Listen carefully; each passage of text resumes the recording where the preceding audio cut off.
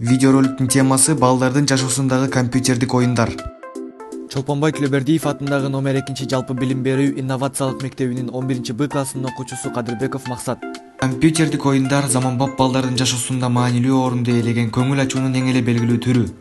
Алар логикалык ой жүгүртүүнү, эс тутумду, тапкычтыкты өнүктүрүүгө жардам берет, көңүл бурууну жакшыртат, өзүн өзү баалоону жана өзүнө болгон ишенимди жогорулатат. Бирок компьютердик оюндарга ашыкча берилүү психологиялык көйгөйдү билдирет.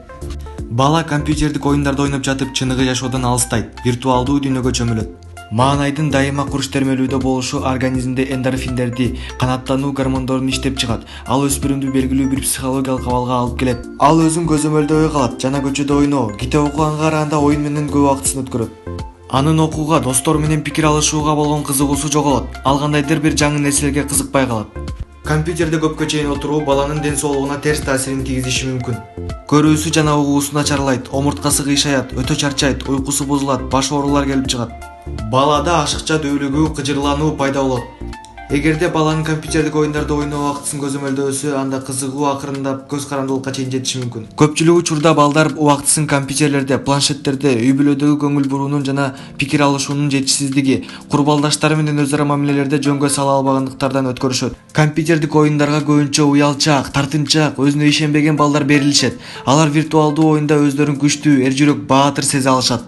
Компьютердик оюндар пайда алып келиши үчүн оюндарды ойноо убактысын белгилөө маанилүү.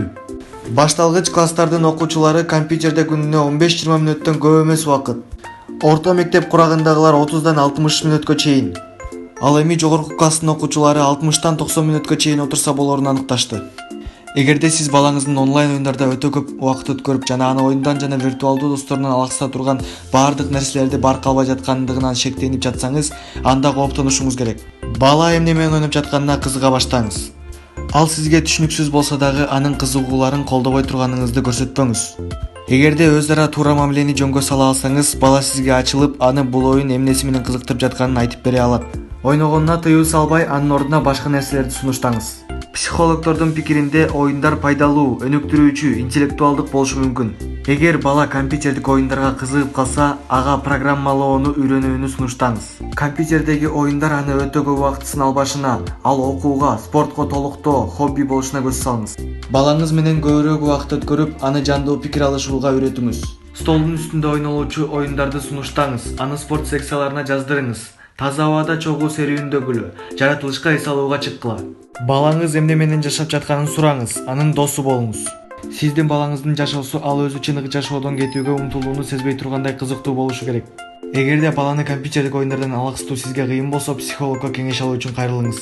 Аягына чейин көргөнүңүздөргө чоң рахмат.